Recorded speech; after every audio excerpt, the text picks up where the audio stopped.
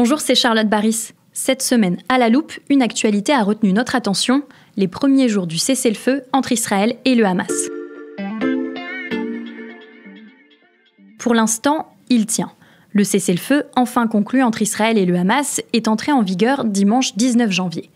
Après 15 mois de guerre dévastatrice dans la bande de Gaza, les deux parties se sont accordées pour arrêter les combats. Dans les heures qui ont suivi, 3 otages israéliennes, retenues depuis le 7 octobre, étaient libérées. 3 femmes, Émilie Damari, Romy Gonen et Doron Steinbrecher, sont remises au convoi de la Croix-Rouge, arrivées quelques heures plus tôt sur le lieu de rendez-vous, place Saraya, dans le centre de la ville de Gaza.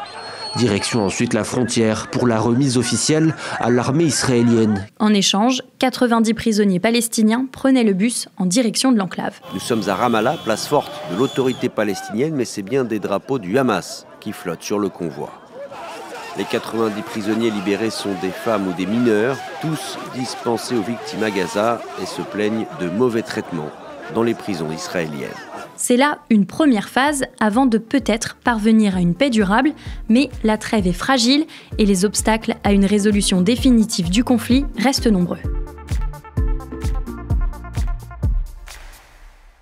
Pour nous éclairer, j'ai fait appel à Hamda Mostafavi, directrice adjointe de la rédaction de l'Express et spécialiste du Moyen-Orient. Bonjour Hamdam. Bonjour Charlotte. Hamdam, est-ce que tu peux commencer par nous rappeler ce que prévoit cet accord ? Alors c'est une trêve qui doit se passer en 2 phases. D'abord une première phase qui a commencé, tu l'as dit, le 19 janvier. Elle doit durer 6 semaines environ. 33 otages civils israéliens qui sont détenus par le Hamas, donc depuis l'attaque du 7 octobre, doivent être libérés. En même temps, environ 1900 prisonniers palestiniens au total pourraient être libérés pendant cette phase. Certains purgent des peines de prison à vie. D'autre part, l'accord prévoit l'arrivée d'aide humanitaire à Gaza, le retrait des troupes israéliennes et le retour des habitants du nord de l'enclave. Tout ça, c'est vraiment la première phase de l'accord. Pendant cette première phase, les parties doivent négocier les modalités de la deuxième phase, qui prévoit le retour de tous les otages israéliens, dont les soldats et les hommes mobilisables, sans oublier les corps des otages décédés. Et cette phase inclut aussi la reconstruction de Gaza. Alors, est-ce que pour l'instant, les conditions de cet accord sont respectées ? Disons qu'il y a des signes positifs des deux côtés. Tu l'as dit, 3 otages israéliennes ont été libérés dimanche, 90 prisonniers palestiniens. Les libérations vont se faire par le Hamas petit à petit, par petits groupes. Les combats ont cessé, l'aide humanitaire arrive. Le Qatar notamment a annoncé l'envoi quotidien de plus d'1 million de litres de carburant pendant 10 jours pour fournir l'électricité aux hôpitaux. On a vu ces images des habitants déplacés qui commencent à revenir dans ce qui était chez eux, ou du moins ce qu'il en reste. Justement, après 15 mois de bombardement, que reste-t-il des villes et des infrastructures de la bande de Gaza ? Alors la zone est massivement détruite après ces 15 mois de guerre. Il faudra beaucoup de temps, beaucoup de moyens pour reconstruire. Plus de 6 bâtiments sur 10 ont été détruits a priori. On sait que les hôpitaux, notamment, ont été visés, donc tout un système de santé à reconstruire. La majorité des 2,4 millions d'habitants de Gaza ont dû fuir leur foyer pour échapper aux combats et aux bombardements. Donc ces personnes ont été et sont encore aujourd'hui, bien sûr, confrontées à une situation humanitaire désastreuse. L'ONU, pour l'instant, se réjouit de ce cessez-le-feu. Pour autant, tous les analystes restent prudents sur la suite de cette trêve et considèrent que la guerre n'est pas forcément finie. Alors pourquoi cette trêve, elle est si fragile ? Déjà, en raison de la situation politique en Israël et des déclarations de Benjamin Netanyahou, le Premier ministre israélien, il a prévenu que le cessez-le-feu restait provisoire et il a affirmé qu'Israël se gardait le droit de reprendre la guerre si besoin, notamment sous la pression de ses ministres d'extrême droite dont il a besoin pour gouverner. Et surtout, l'État hébreu n'a pas obtenu ce qu'il cherchait véritablement, à savoir l'éradication du Hamas. Et ça, comment on l'explique ? L'armée israélienne affirme avoir tué 20 000 agents du mouvement islamiste.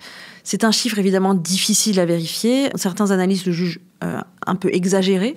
Ce qu'on sait néanmoins, c'est que de nombreuses installations du Hamas ont été détruites. Les dirigeants du mouvement terroriste ont été éliminés, comme Yahya Sinwar, le cerveau des attentats du 7 octobre. Bien sûr, d'autres chefs ont été nommés pour leur succéder. Et le Hamas reste quand même très profondément enraciné dans la bande de Gaza. Et on peut imaginer que les circonstances de la guerre vont les aider à recruter encore davantage.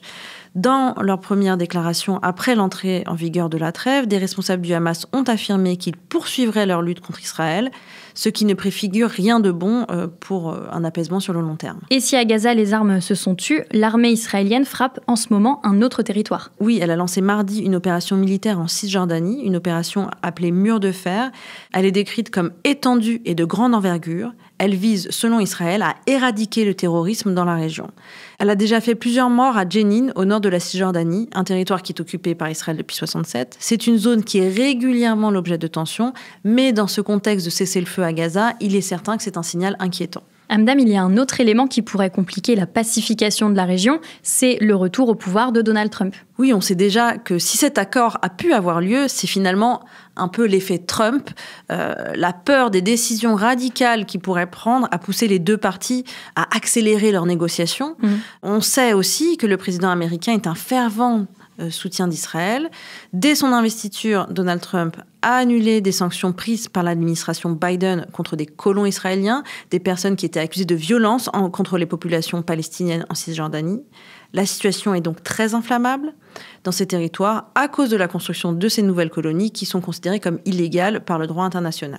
La tension reste élevée entre Israël et les territoires palestiniens. Le répit dans la bande de Gaza pourrait bien n'être que de courte durée. Merci Amdam pour ces précisions. À bientôt. Pour continuer de suivre l'actualité de la région, les articles d'Amdam Mostafavi et de toute la rédaction sont à lire sur l'express.fr. Le premier mois d'abonnement est en ce moment au prix d'€1. Et pour ne rien manquer des épisodes de La Loupe, vous pouvez, chers auditeurs, vous abonner à notre newsletter hebdomadaire. On se retrouve lundi avec de nouveaux podcasts. Cet épisode a été écrit par Aude Villiers-Moriamé et réalisé par Jules Cros.